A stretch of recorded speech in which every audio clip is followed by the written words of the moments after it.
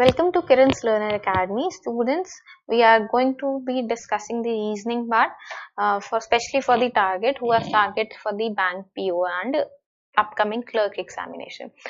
हम लोग बहुत टाइम से वैसे ही वेट कर रहे थे कि बैंकिंग जो है एक कोई अच्छा वैकेंसीज निकाले and definitely banking has given us an opportunity कि हमारा पास एक अपॉर्चुनिटी बहुत अच्छा है बहुत टाइम पीरियड में और the one who are waiting for उनके लिए एक अपॉर्चुनिटी है कि मिनिमम टाइम पीरियड में हम चीजों को सॉर्ट आउट करके अपना जो मेरिट लिस्ट में है नाम अचीव कर लें और अपना गोल को अचीव करें। तो उसमें जो हमारा रीजनिंग की अगर बात करते हैं तो रीजनिंग में जो हमारे साथ प्रॉब्लम रहता है वो है लॉजिकल पार्ट को लेके। बैंकिंग का मेन फोकस भी लॉजिकल पे रहता है, फिर पजल्स एंड सिटिंग अरेंजमेंट्स जैसे आप लोग जानते होंगे 35 क्वेश्चंस में मैक्सिमम जो कंटेंट है वो इन्हीं टॉपिक्स का रहता है और हम इन्हीं में कंफ्यूज रह जाते हैं क्योंकि हमारा आंसर सही था गलत था, किसी का कोई आंसर है किसी का कोई आंसर है और इनफैक्ट बैंक तो हमारे ऑफिशियल आंसर की भी नहीं देता तो हम डाउट में ही रह जाते हैं। तो उस डाउट्स को क्लियर करने के लिए कि भाई क्या रीजन है क्या नहीं है, तो हमें बहुत चीज को ध्यान से समझना है कि स्टेटमेंट एंड कंक्लूजन हमें करना कैसे है, हमें क्या क्या प्रॉब्लम्स आ सकती है, हम उनको सॉल्व कैसे कर सकते हैं, क्या क्या चीजों को हमें ध्यान रखना है क्वेश्चन को करते हुए। तो अगर हम इन सब चीजों को ध्यान रखेंगे तो हम लोग डेफिनेटली करेक्ट आंसर पे पहुंच पाएंगे। बिकॉज स्टेटमेंट को जो क्वेश्चन में स्टेटमेंट दी होती है, make sure pattern is something like कि हमारे पास क्वेश्चन में स्टेटमेंट दी हुई है, then we have conclusions beyond that और हमें चूज करना होता है कौन सा कंक्लूजन स्टेटमेंट के अकॉर्डिंग सही है और कौन सा नहीं है। तो उसके लिए हमें स्टेटमेंट का मतलब क्लियर होना चाहिए। अगर स्टेटमेंट हमें क्या पूछना चाहती है, क्या बताना चाहती है, क्या समझाना चाहती है, वो चीज अगर हमें समझ आ जाए प्रॉपर्ली, हम उसको एनालाइज कर लेते हैं तो हम लोग डेफिनेटली कंक्लूजन पे पहुंच पाएंगे। तो उस चीज को हमें बहुत ध्यान से करना है और जो एक्स्ट्रा चीजें हमें नहीं पता या पता है वो उसमें हमें नहीं लगानी है। जो भी चीज क्वेश्चन में यानी स्टेटमेंट में दी है हम we have to stick to it only. तो अगर हम एक एग्जांपल लेके चलें इसका कि स्टेटमेंट एंड कंक्लूजन का एक एग्जांपल है, तो एग्जांपल विल बी सपोज हमारे पास एक स्टेटमेंट दी है, women are important influences when it comes to the purchase of a car. They are also 17% of our customer base. A car company. ये statement दी गई है हमें question. Then we have the two conclusions.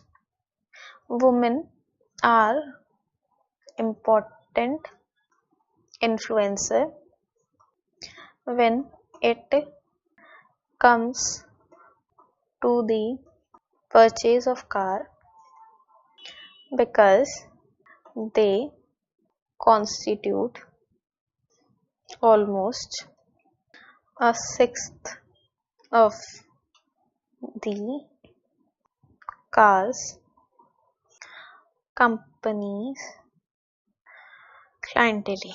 Then women buy cars themselves and they also cause cars to be bought by others.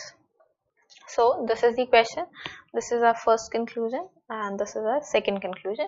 Statement दी हुई है तो पहले हम स्टेटमेंट को समझते हैं कि स्टेटमेंट हमें क्या कहना चाहती है। स्टेटमेंट है women's are important influences when it comes to the purchase of the car, यानी वुमेन का परचेज ऑफ कार पे ज्यादा इन्फ्लुएंस रहता है, यानी परचेसिंग ऑफ कार का जो डिसीजन होता है उसपे जो इन्फ्लुएंस सबसे ज्यादा रहता है दैट इज वुमेन। ठीक है, और ये बोला गया है कि 17% ऑफ जो हमारा कस्टमर है वो भी वुमेन है। एक कार कंपनी का ये स्टेटमेंट है। उसके बाद हमें ये बताया गया, अगर अब हम कंक्लूजन्स में देखें तो कंक्लूजन्स में ये बोला गया है कि वुमेन जो है अपने लिए ही कार नहीं परचेज करती है बट वो औरों को भी इन्फ्लुएंस करती है कि आप ये कार लीजिए या वो लीजिए। अब इसमें अगर हम अदर्स की बात करें तो अदर्स में जो है वो डेफिनेटली उनकी अगर हम बात करें तो उनकी फैमिली आएंगी, हस्बैंड फैमिली, और लाइक हम ये कह सकते हैं कि जो उनका इन्फ्लुएंस है फैमिली में डिसीजन मेकिंग में वो ज्यादा है, करेक्ट। तो इसके according definitely second statement works with that second conclusion.